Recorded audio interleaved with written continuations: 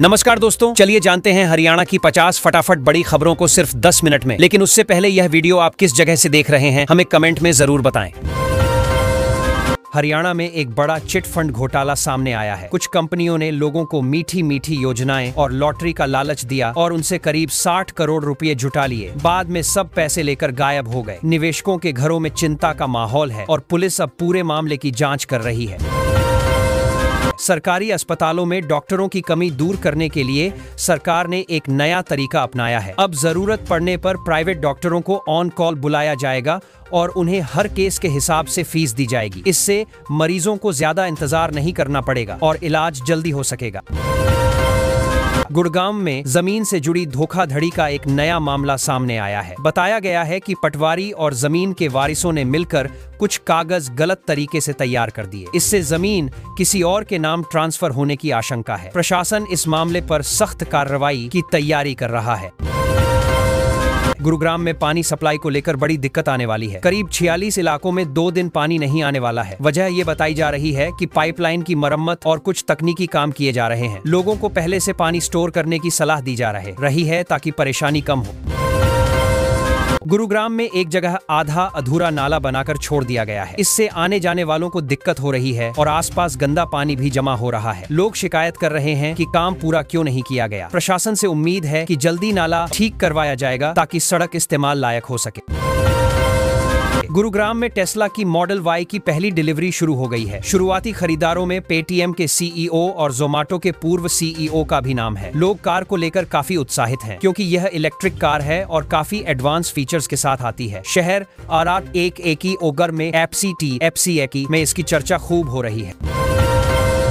गुरुग्राम में gas connection update कराने के नाम पर एक नौसेना के जवान को साइबर ठगों ने फंसा लिया। ठगों ने उनसे ओटीपी और कुछ जानकारी ले ली और खाते से 1.39 लाख रुपए उड़ा दिए। जवान ने तुरंत शिकायत की है और साइबर सेल मामले की जांच कर रही है। पर्यटन निगम की जमीन से जुड़ा एक मामला सामने आया है। बताया जा रहा है कि करीब 9 एकड़ जमीन पर लोगों ने कब्जा कर लिया था। अब आदेश हुआ है कि उन कब्जों को हटाया जाएगा। इससे पर्यटन से जुड़े कुछ नए प्रोजेक्ट शुरू करने का रास्ता साफ हो जाएगा और इलाके में विकास की उम्मीद है।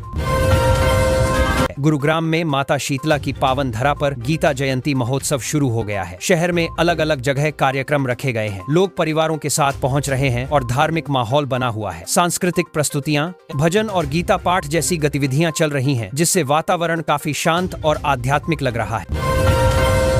गांवों के कुछ स्कूली बच्चों को पंचायत की कामकाज व्यवस्था समझाने के लिए एक खास कार्यक्रम रखा गया। बच्चों को दिखाया गया कि पंचायत कैसे काम करती है, फैसले कैसे लिए जाते हैं और गांव की समस्याएं कैसे हल होती हैं। बच्चे काफी उत्साहित थे और कई सवाल भी पूछे।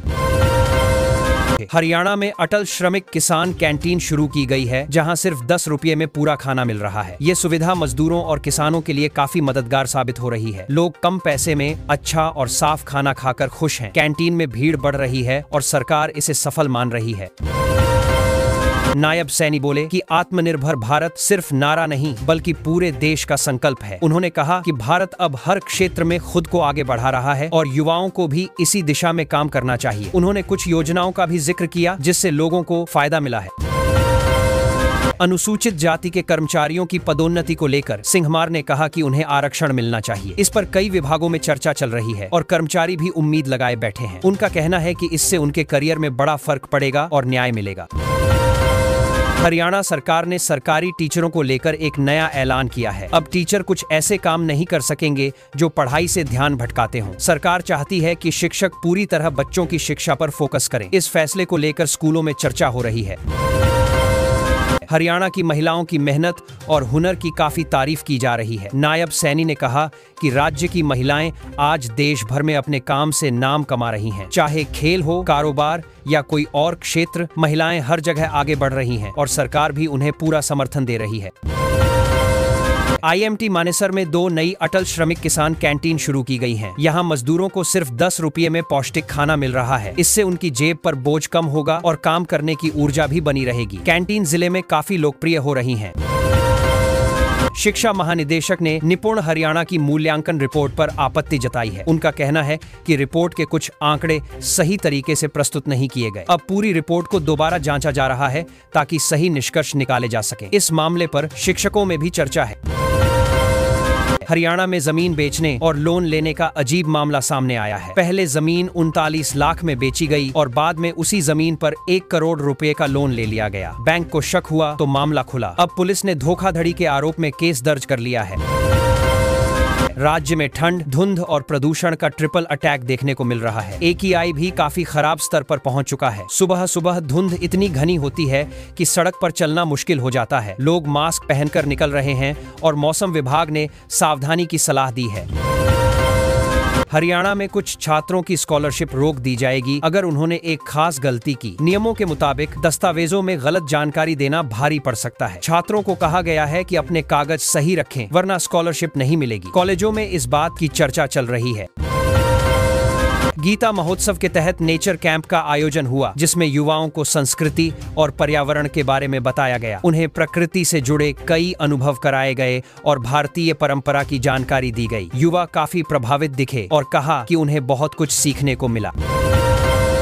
नायब सैनी ने कहा कि हरियाणा अब देश विदेश के निवेशकों की पसंद बन रहा है। उन्होंने बताया कि राज्य में उद्योगों को बढ़ावा देने के लिए अच्छी नीतियां बनाई गई हैं। इससे रोजगार भी बढ़ेगा और राज्य की अर्थव्यवस्था मजबूत होगी। हरियाणा बोर्ड ने ओपन से 10वीं करने वाले बच्चों के लिए नई शर्तें लागू की हैं। अब उन्हें कुछ अतिरिक्त डॉक्यूमेंट्स और प्रक्रियाएं पूरी करनी होंगी ताकि परीक्षा में कोई गड़बड़ी न हो। अभिभावक और बच्चे इस बदलाव को समझने में लगे हैं। दैनिक राजनीति में राहुल गांधी और बृजेंद्र सिंह की एक रणनीतिक मुलाकात हुई है। दोनों नेताओं ने कुछ महत्वपूर्ण मुद्दों पर चर्चा की। चर्चाएं क्या हुई इसका पूरा खुलासा नहीं हुआ, लेकिन माना जा रहा है कि आने वाले दिनों में इसके राजनीतिक संकेत देखने को मिल सकते हैं।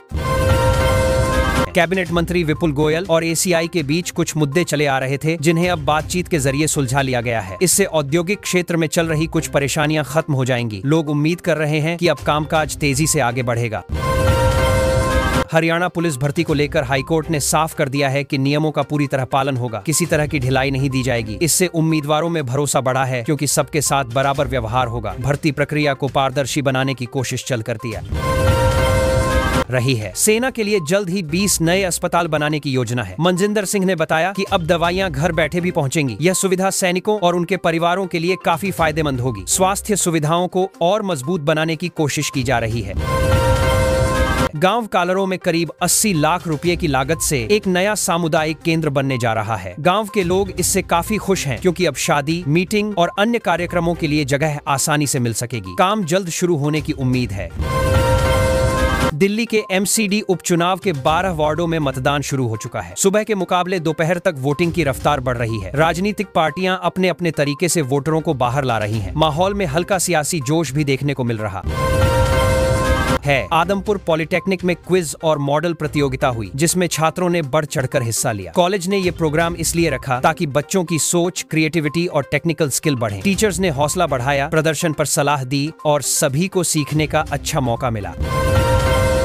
गुरुग्राम में ओल्ड मेट्रो प्रोजेक्ट की रफ्तार बढ़ी है। पहला पिलर बनाने के लिए खुदाई शुरू हो गई। पूरा काम 4 हिस्सों में बांटा गया है ताकि निर्माण सही तरीके से हो। लोग उम्मीद कर रहे हैं कि मेट्रो शुरू होने पर रोजमर्रा की यात्राएं आसान हो जाएंगी।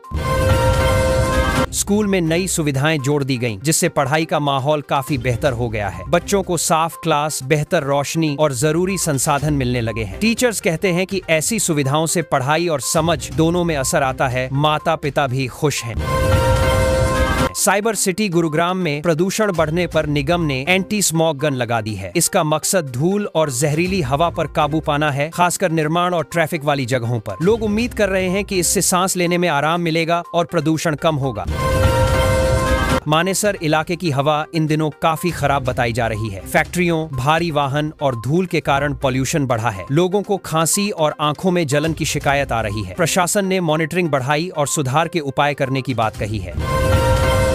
गुरुग्राम के बेसहारा कुत्तों की नसबंदी का काम जबलपुर की एजेंसी करेगी। योजना में पक्का कर इलाज, टीकाकरण और नसबंदी शामिल है। लक्ष्य ये है कि समय के साथ सड़कों पर घूमने वाले कुत्तों की संख्या घटे और नागरिकों की सुरक्षा बनी रहे। कार्यक्रम चरणबद्ध तरीके से चलाया जाएगा।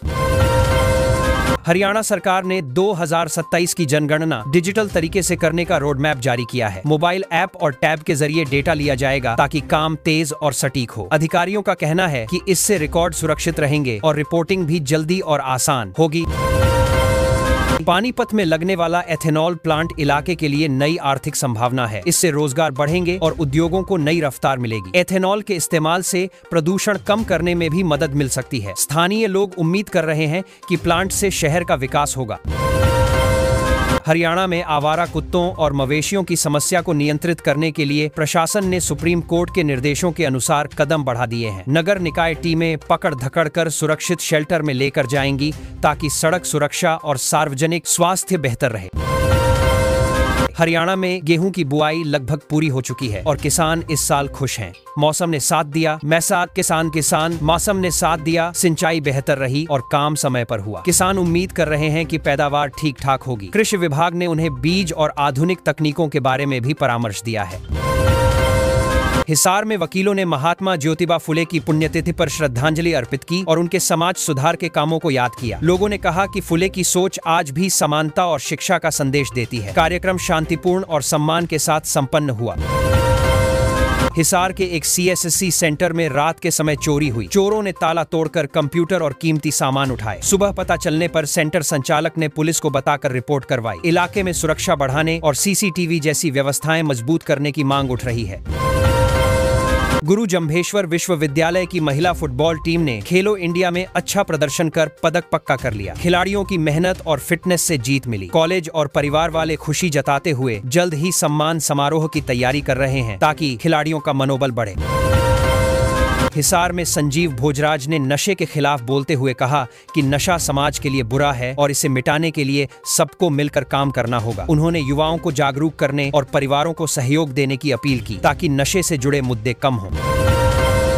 हिसार के किसानों ने पानी और नहरों की सफाई की मांग को लेकर धरना दिया। उनका कहना है कि नहरों में जाम और गंदगी से सिंचाई प्रभावित हो रही है, जिससे फसलें प्रभावित हो सकती हैं। कई बार शिकायत के बाद भी तुरंत समाधान नहीं हुआ, इसलिए किसानों ने आवाज उठाई है।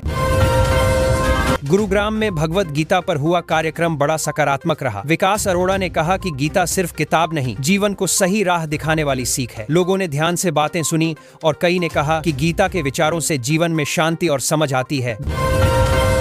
गुरुग्राम के लोगों ने शिकायत की है कि सड़कों पर अंधेरे हैं, जबकि कुछ पलों पर एक ही पोल पर कई लाइटें हैं। इससे आशंका है कि बजट का सही उपयोग नहीं हो रहा। स्थानीय निवासियों ने नगर निगम से सच्चाई और बेहतर मरम्मत की मांग की है ताकि सुरक्षा बनी रहे।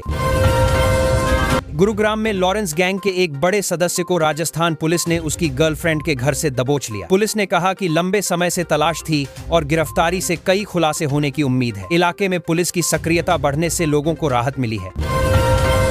गुड़गांव में साइबर ठगी का एक बड़ा मामला सामने आया, जिसमें 3.39 लाख रुपए की ठगी हुई। पीड़ित ने किसी लिंक पर क्लिक कर दिया और उसके खाते से रकम निकल गई। पुलिस ने शिकायत दर्ज कर जांच शुरू की और लोगों से ऑनलाइन सतर्क रहने की सलाह दी है। गुरुग्राम में बी के दीदी ने कहा कि जब काम योग के साथ और ध्यान से किया जाता है तो कुशलता बढ़ती है। कार्यक्रम में लोगों ने रोज योग करने का संकल्प लिया। सत्र शांत और सकारात्मक रहा। लोगों को रोजमर्रा के तनाव कम करने में मदद मिली।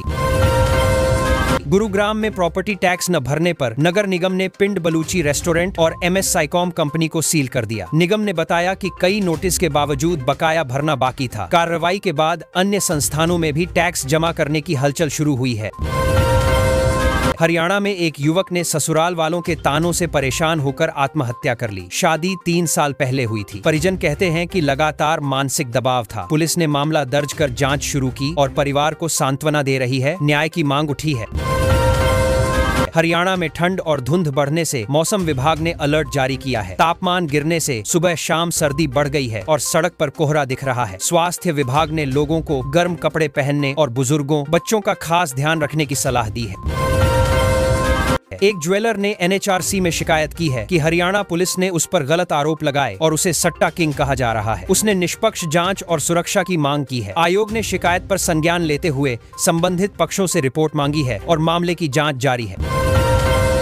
देश की सबसे महंगी नंबर प्लेट 1.17 करोड़ रुपए में बिकी है। एक कारोबारी ने यह खरीदकर अपनी लग्जरी कार के लिए खास पहचान बनाई। नीलामी में भारी दिलचस्पी देखने को मिली और विभाग को इससे अच्छी राजस्व राशि भी मिली। समाज में फैंसी नंबरों की मांग बढ़ी है। हरियाणा में पराली जलाने की पुरानी समस्या का समाधान खोजने के लिए सरकार ने नई योजना शुरू की है। किसानों को आधुनिक मशीनें, सब्सिडी और वैकल्पिक प्रबंधन के विकल्प दिए जाएंगे, जिससे उन्हें पराली जलाने की जरूरत नहीं पड़ेगी। इससे प्रदूषण कम होगा और पर्यावरण को बड़ी राहत मिलेगी। हरियाणा गैस सिलेंडर योजना गरीब परिवारों को राहत देने के उद्देश्य से लागू की गई है। इसके तहत पात्र परिवारों को रियायती दरों पर गैस सिलेंडर मिलेंगे।